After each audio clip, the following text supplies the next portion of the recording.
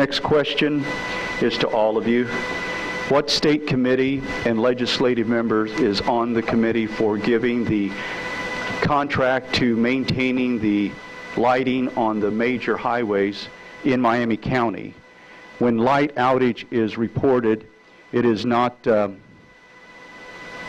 repaired for up to 3 months. I've written with follow-ups. That's a good question, and I'm not sure about the specific contract, but what I will say in general, most contracts that go out for bid are under administration. The legislature does not have anything to do with the contract process in the state, other than if something like this is brought to attention, then we will. We did get involved with the RFP that it went out for bid at the hospital, request for a proposal on the kitchen staff up here. We got, actually all of us, we were a very strong team trying to convince the administration not to put that out for bid or to delay it until the proposal was more accurate to the duties of those in the kitchen. And we were unsuccessful in that.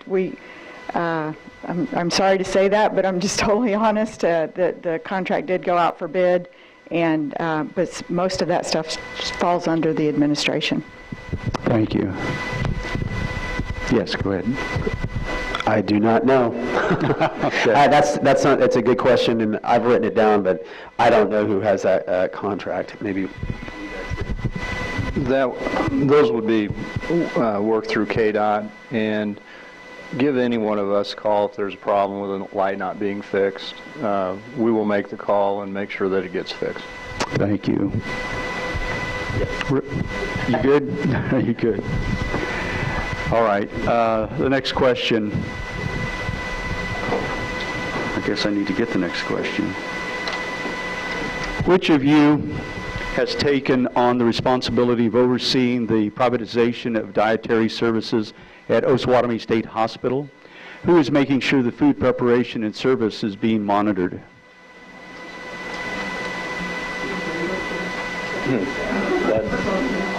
What's that? Do you have any other comments on that? Okay. I guess I'd say if we know of any problems, let us know.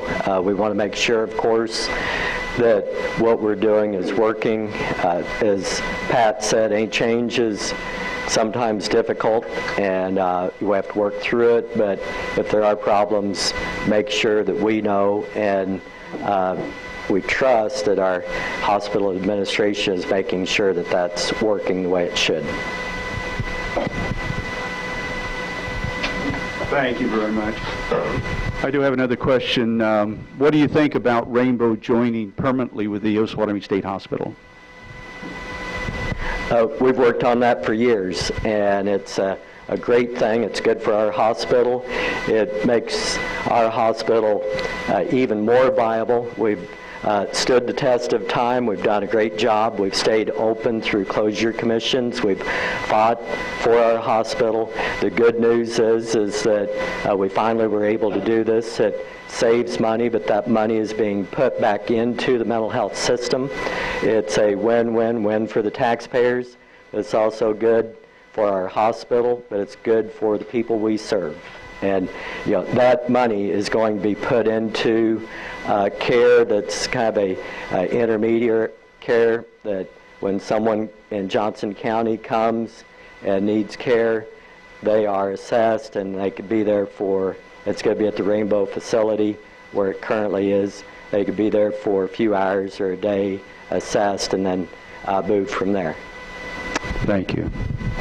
Making the 30 beds permanent at Osawatomie State Hospital is great news for the hospital.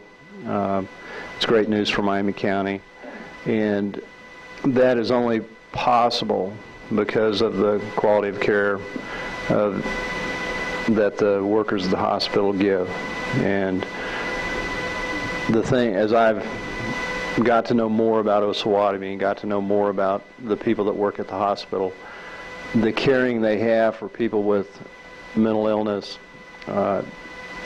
is just part of the culture here. And so anyway, much of the credit needs to go to the employees of Osawatomie State Hospital. Thank you. Yes. Yeah, I have to echo what Senator Apple said, and I do also agree. There still is an entity up in Johnson County, and that was a major concern, obviously, about those guys having like a triage place, some place to go to where they're at. With that being completely gone, if there was nothing there, then they would have to travel out here and send extra people out here to bring people out here, stuff like that. So there still is an entity up there currently. It's just not to the same level. So those beds move permanently down here, and that's good for us. So, Thank you. I was very happy when the administration made the decision to make it permanent down here. You know, we've talked about this before. We help those that cannot help themselves, and mental health is a burden on families and communities. Most people don't understand the issue or have the resources to help with it. So I was glad to see the state stepping up and supporting the hospital in this community. Thank you very much.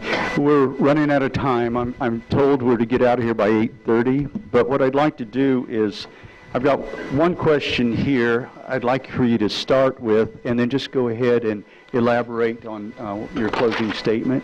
And if we'll start here and work our way down. Just give us your thoughts on term limits.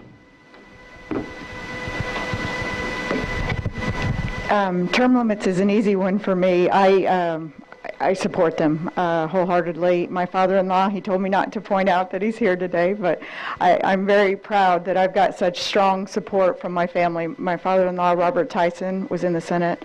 His wife, Linda, my mother-in-law, and my husband, Tim, are here today. And just so you guys know, I'm celebrating my 51st birthday today. So, yeah.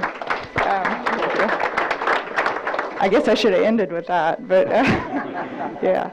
No, I have great support, and he ran on term limits. He promised term limits. He stuck to the promise. When he did that, our then U.S. Senator, now Governor, ran on term limits. So I do support term limits. I think we need to look at it very closely, and enough said. So thank you, and thank you guys again for coming out this morning. It's great to see a good crowd.